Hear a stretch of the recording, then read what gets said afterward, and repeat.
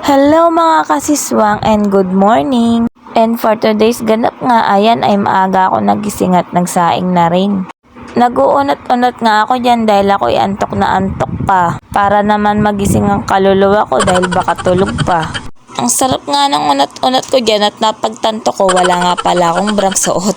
Ayan na nga ba ang sinasabi ko ay bumangon na yung katawan ko pero ang kaluluwa ko'y tulog pa. At mabalik na nga tayo dito sa ginagawa ko. Habang nagsasaing nga ako at natapos ako mag-unat-unat ng katawan ay niligpit ko muna itong mga kalat dito. Etong mga kalat na kasi na to ay kagabi pa pero hindi ko na nailigpit yung iba dahil nga sobrang antok na kami. At kapag hindi ko pa tinawihan din to si Anea sa higaan ay hindi pa rin ito matutulog.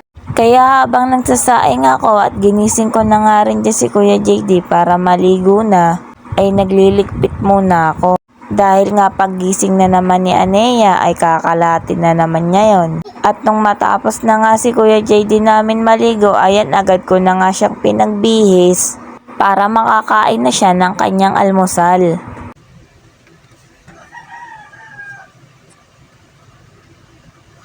At pagkatapos nga niya magbihis ay agad ko na nga rin siyang pinakain ng almusal niya.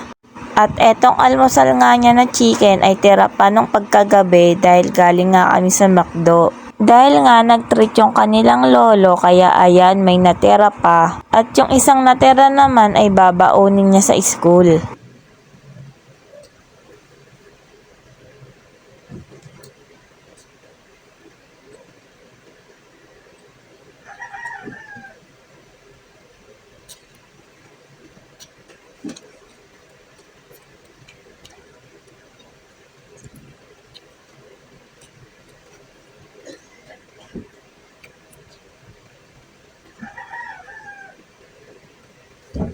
At nung matapos na nga siya kumain, sinabihan ko na rin siya na mag-toothbrush na at mag-asikaso na ng sarili. At habang ako dito ay naasikaso nga yung pangbaon niya.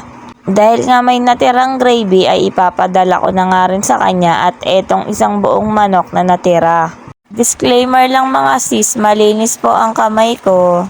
At pasensya na rin pala sa pagbo-voice over ko. Hindi na nga kagandahan yung boses ko sa pagbo-voice over ay lalo pang lumala. Masakit na nga na naman kasi ang lalamunan ko.